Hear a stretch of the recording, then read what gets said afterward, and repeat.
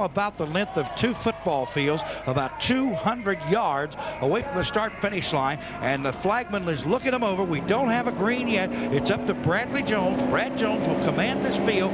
Once that green is out, you're going to hear him go up into the throttle, up to there the it goes, and we're underway. Brad Jones takes the lead immediately in the white car on the inside. John Faulkner in the yellow car on the outside. Peter Fitzgerald has a look down the inside and can't do it.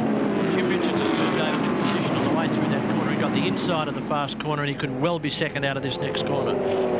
There are 24 cars out there running. Of course, we went through the top 12 or 13 of them for you. 24 cars that got off on the grid, John, and they are now tightly packed as they go up through that first pair of left-handers and get ready for the first right-hand. That's Jim Richards right in front of our camera now, car 34. So we're looking out of John Faulkner's car. John Faulkner's car, yes. They come right up through that short straightaway. There's the yellows. The yellows are going, already. so we've got them off already. Yeah, the smoke over the top of the hill and a big gap. There's a lot of damage over that other side of the hill. There's cars on the grass, into the wall. They are everywhere. The parking area's worked again. A massive melee, a savage altercation developing on lap number 1, John, here at Eastern Creek. That car 2 is Nathan Pretty. He's Brad Jones's protege, the 19-year-old from Albury Wodonga, as Brad Jones leads the field down the main straight for the first of 15 laps in the Auscar series. Bradley Jones back to the yellow, and of course the yellow is over in that part of the course. We don't see a yellow here on the front straightaway, and that's the same way we do it in America, as a matter of fact. If it's a full course yellow, then it's necessary. Right now it's just over that corner. Richards with a wheel off the dirt there, Alan. That's unusual for Big Jim. Yes, it is. He's trying, but unfortunately now we've got a race of 5 because the rest of the field have been all carted out up the back. I mean, a lot of them back on the track again, but unfortunately it created that big gap. You can see Jim's car moving about here. These cars are only running on radial sorts of tyres, and they're putting out a lot of horsepower.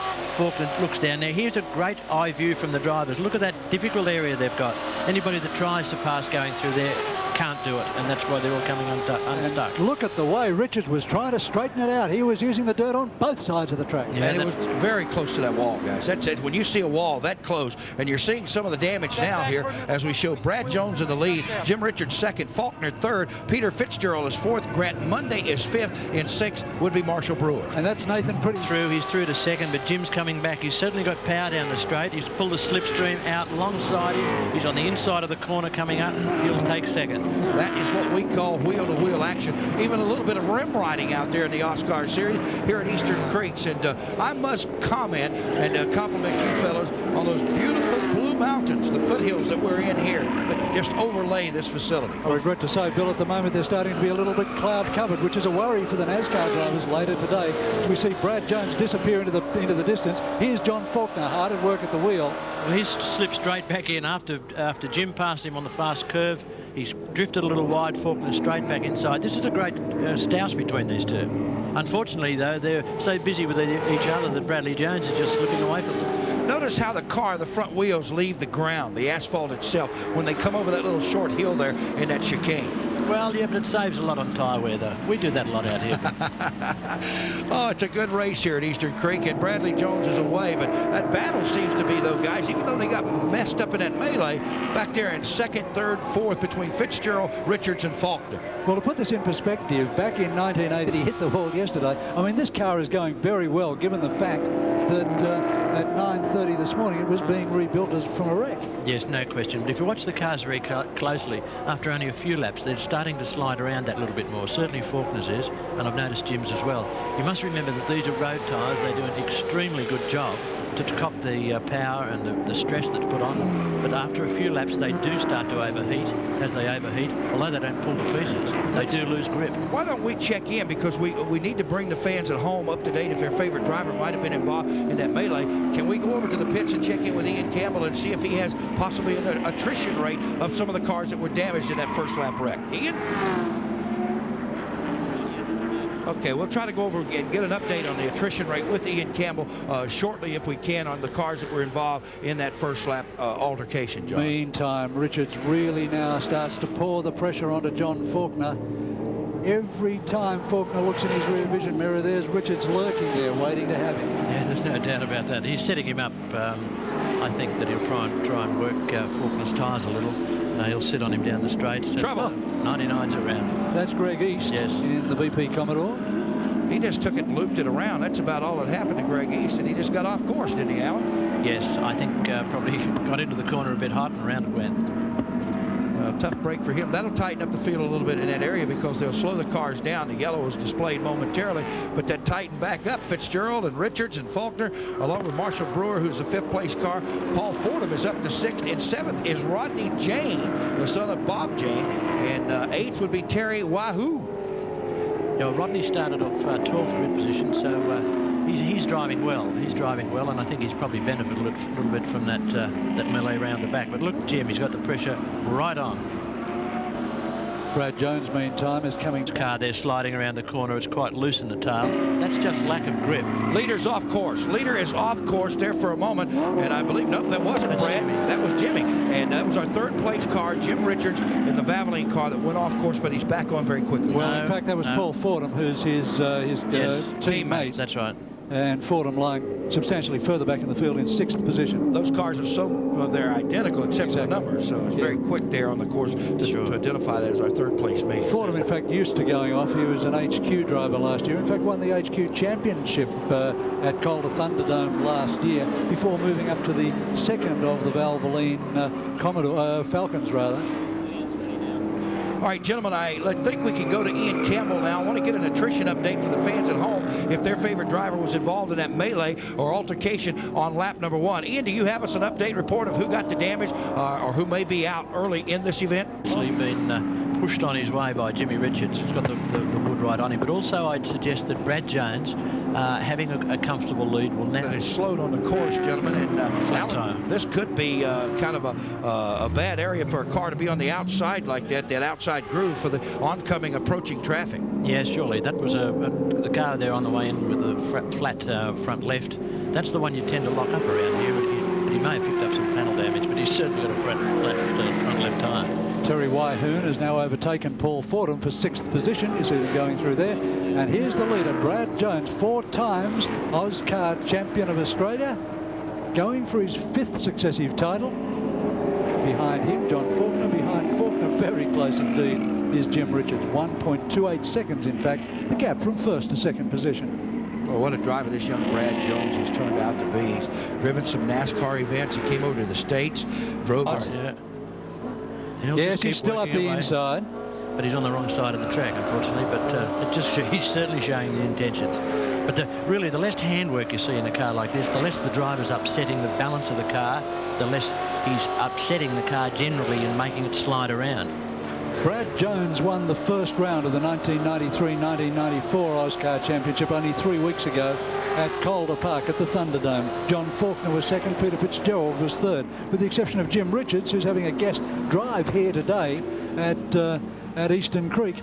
The positions really are the same this time around. Jones 1st, Faulkner 2nd, then Richards, the interloper, and then Fitzgerald in 4th position. And just 2 weeks from today, they go back to the Thunderdome on the oval, where we'll see the Auscars and the NASCARs back in action once again at speeds of well over 145. Here's the race down the chute now. Richards looks for the inside run on Faulkner. Faulkner moves over, makes almost a one-lane road of it down by the wall. Richards still down on the wall there, but can't get through because Faulkner just made that Commodore 5 cars wide. Well, that was a bit rude. He took him right up against the wall. I mean, you can change your line, you can elect your line, but you can't keep changing and try to push people up walls. But Real Jimmy's picked the spot, gone through. Now, will he hold it because he'll be on the wrong bit of road? He's done it, I think. He's done it. Yes, he has. Well, one crowd deserved another. I'd suggest that's what happened.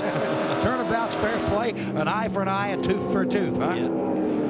That's still a good battle going on all the way around here at Eastern Creek as they get through that short chicane up by that wall that is just inches from that sheet metal. No, it's not off. It's not over yet. And 5 laps remain, and now Richards has got Brad Jones very much in his sights.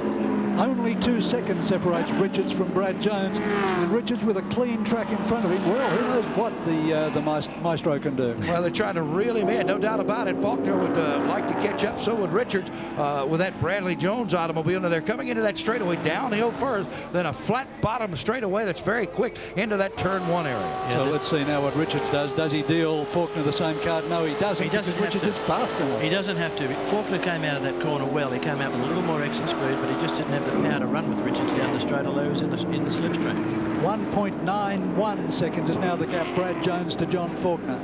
Oh, and Faulkner locks it up. He goes for the demon late braking effort, and all he does is lose time. Yeah, he locked the front right. That's unusual. Then the front left. But he's done well to keep it straight. He had all the fronts locked up at one stage. Unusual, Alan, after what happened to him yesterday and the repairs the car went through last night. It's amazing he's got 4 brakes left on the thing.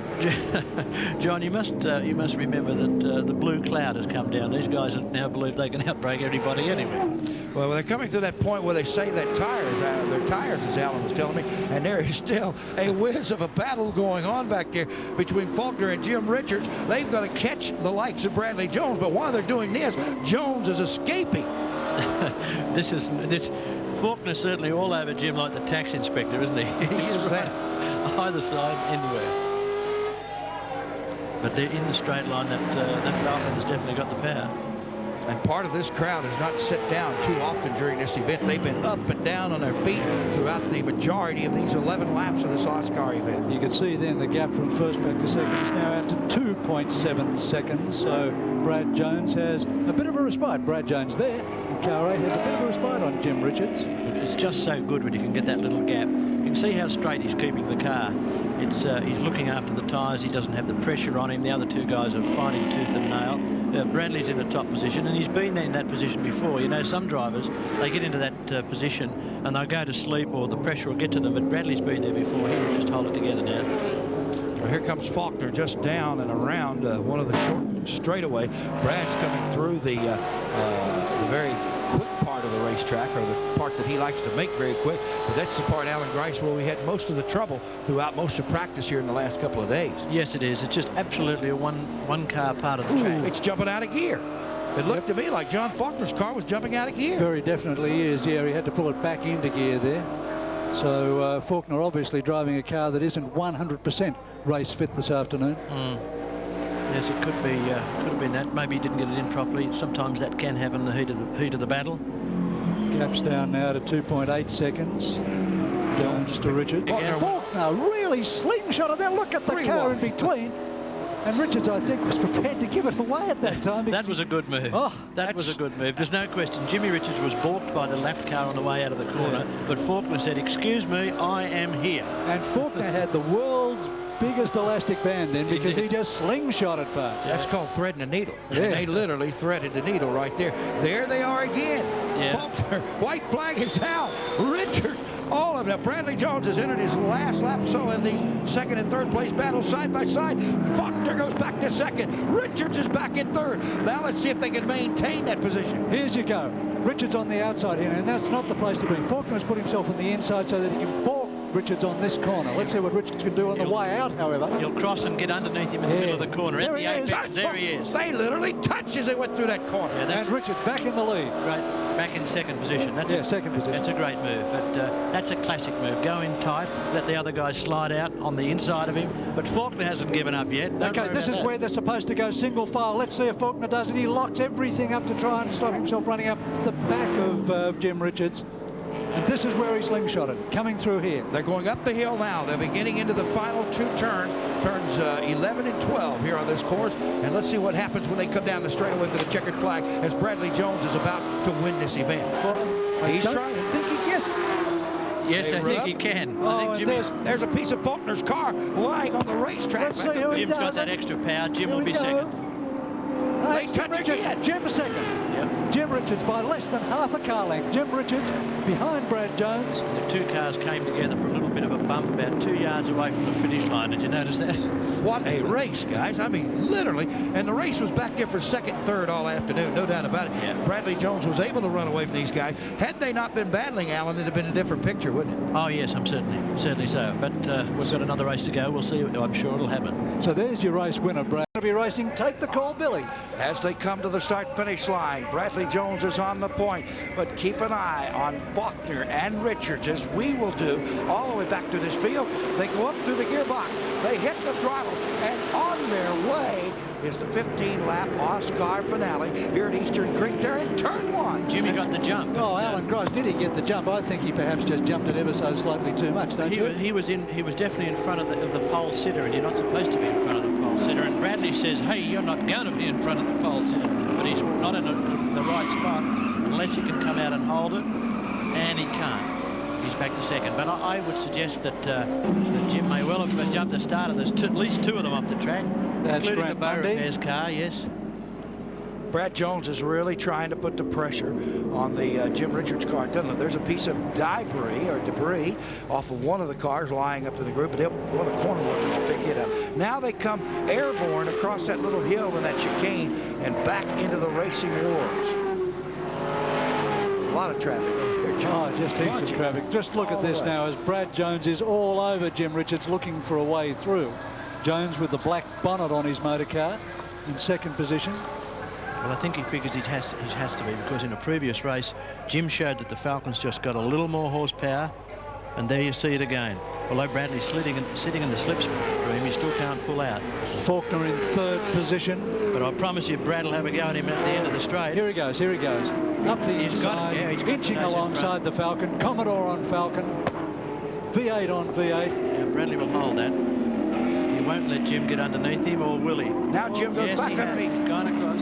Only just though, only Brad's in the right spot for the next corner. 2 of them side by side. Faulkner sitting back there. You're riding with John Faulkner and enjoying the sensational duel for first and second place between Brad Jones and Jim Richards. What a view that is, too, from the onboard camera. Yeah, and Faulkner's not out of this either by any stretch. Oh, he's right there on. Oh, Faulkner sideways. Is he going to lose it at this side of the track? No, he holds it on the circuit. Masterful piece of driving. Whoa, I tell you what, he was within 8/15 then of being straight off the track, was he not? He was that. Boy, he brought that car back on, gathered it back up, and that's like riding on marbles out there, Alan. Yes, it is. That was pretty skillful, actually. He made a mistake. He came over on the wrong line, but picked it up, and I think that's good. Okay, now Brad Jones has opened the gap that he really wanted to open as he comes down the chute. Jones goes through, and he's 1.1 seconds in front of Jim Richards. John Faulkner closing on Jim Richards, giving him the idea of what's going to happen in the next 15-lap NASCAR race as well. I understand that the reason we don't see a sponsor on Brad Jones's car is because his particular sponsor said, let's go NASCAR. Brad said, I can't run NASCAR for that amount, what they give him for an Auscar sponsorship, so he turned it down. Could that be true, or is that just a rumor I'm spreading? Oh, there are a lot of rumors around at the moment, I think, Bill, and that could be one of them. Oh, I find it quite hard to know Brad Jones doesn't have a sponsor this in the season. Well, here we go. Car 99 is off. Well, 99, where are you? That's Greg East. I think we saw East off in the East go west. He lost a little bit of debris there, too. The last heat as well. Meantime, Bo is back on the inside, the Bow Repairs car. Highly unusual when a guy just knocks his own bumper or fender out of the way. Well, you've got to get back on that track. That's the thing, yeah. Doesn't care about it. He just wants to go racing. And Alan Grice, that's a good point. It's Brad Jones. Bit sideways, and excuse me. 23 on 25. That's Mark Seaton in 23. And 25, Terry Wyhoon. Well, our aerial camera on board the helicopter was right on that one.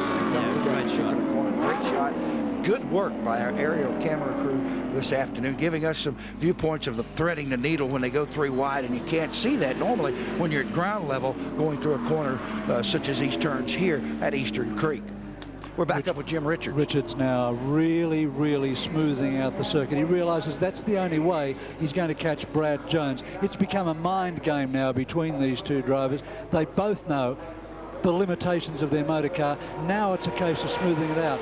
For Brad Jones, it's a case of trying to stay in front of Jim Richards. For Richards, it's a case of trying to peg back that little bit of a gap on Brad Jones so he can get in touch with him again and then start to throw out the real challenge. It's amazing what they have done through a lot of racing. Bob Jane, Calder Park, the Thunderdome, and that racing facility in the outskirts of Melbourne, and creating the Auscar series, and most of them are based right there, shopped there, built there.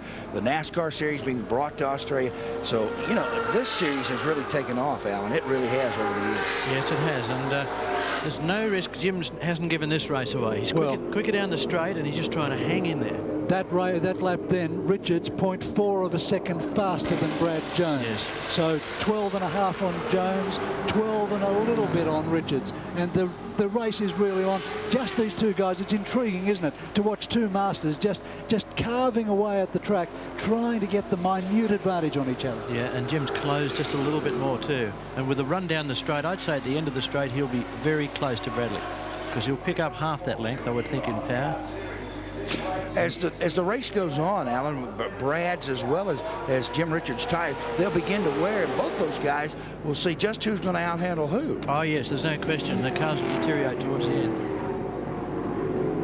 Laps continue to tick away. You see, you've got to remember, this is a standard road tyre. There's Jim moving a little up a little on the brakes. This is a standard road tyre. Now, sure, most of the tread is buffed off so that you don't get the deflection of rubber that you get in a nice new tyre. It's buffed off to keep the heat down, but it is a standard tyre. It is a standard Goodyear tyre, and with a lot of pressure in, also, you've got to remember, a lot of pressure, much more than you'd use on the road. But it really is straining that tyre. It's putting it to a heck of a lot of work and asking a lot of it. Richo again faster on that preceding lap by just 0.1 of a second. Brad Jones a 1:12.14, Jim Richards a 1:12.04. So Richards again just carving off those. Bradley says, Bradley excuse me. said no, absolutely not, no way, no how. A little tap, tap, tap there. Watch my lips, Jim. No. I still saw a little bit of tapping going on through that corner, no doubt.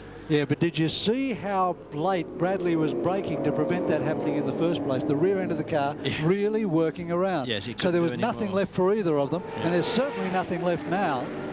You see, Jimmy is now certainly quicker than Bradley over that flip-flop S there. He's certainly quicker there. And Jim is in the position to slip him this time, and we know he's got more power. This could be a change of race lead. He's got a good exit, yes, and in the slip. He's setting him up, there's no doubt about it. On lap 13, 2 to go as they come past the start-finish line this time. There he is, just picking him up, but I don't think he's close enough. There, he's going to try to duck the inside too late, but now remember, next time by, he's going to get the white flag. He'll go for the pass on the apex of this slow left-hander. Bradley's going to cover the left. Jim will go right. Bradley will go in. Bradley will slide wide. Jimmy will go up the inside, and Bradley slams the door. Bradley was listening to you, I'm afraid to say. 0.8 of a second was the speed differential between the two drivers on that lap. And guess who was the quickest? It was Jim Richards once again. We're going to see if Jim Richards can do anything with Brad Jones as they're coming for the white flag when they pass the start-finish line next time. They're just coming through the hill and over that short chicane area, getting ready to start their climb up through the S's and into turns 11 and 12. And then they'll start that long run downhill to the front straightaway, which is about anywhere between 28 and 3,000 feet of pure power time. These two cars, both racing in the 1:12 bracket. John Faulkner has dropped back into the 1:13s, so I think it's now definitely come down to a two-horse race as the white flag comes out with 1 lap remaining. And we've got lap traffic coming up. Anything could happen. It's anybody's ball game, anybody's race. It's the man that's going to get through and manipulate traffic, thread the needle, do the job the best, the quickest. They don't have a lot of banking here. This is not an oval. They don't have G-force that's going to hold them down when they slam it down on the bottom of the apron, which we'll talk more about the apron. Ooh, sliding is Jim Richards just a bit, Alan, through that corner, and that may hurt him. Well, he really tried hard to get into that corner, and he just got it a little sideways. And there's Bradley coming sideways off there. He's loose. He's lost time there. This could come down to a lap car situation. Although they're both very experienced. Here comes Richard, John. You might know we saw the tail end of Brad Jones' car goosing it a little bit, dancing on the racetrack. Jim Richards with traffic. Jones to the outside. Richards follows. They're down to 1.5 car lengths. Here we go. Richards looks for the inside. He can't do it. Bradley's got the corner covered. So it's now down to drafting on the straight, Alan. Yeah, Bradley's got the race. Out of the hill, out of 12, down the hill. Now they got 2,800 feet to 3,000 feet of power. Back to the start-finish line. Brad Jones will win the Auscar Series. Good race. Yeah, good race. Jim Richards. By just 0.66 of a second, Brad Jones from Jim Richards, and that gives Brad Jones a perfect score in the first 2 of the Auscar Championship races for 1993. He won the first at Calder Thunderdome 3 weeks ago. took 175 points for that. Takes NASCAR's for 15 more laps in the finale of the day. But he stopped and got it, and there it is in the window. They're worth a lot of money when you come right down to it, aren't they? He's just not going to take it the chance. The tow truck operator not going to bring it back to him. Those things cost money, so. So now we stand by for Thunder at the Creek. Now we stand by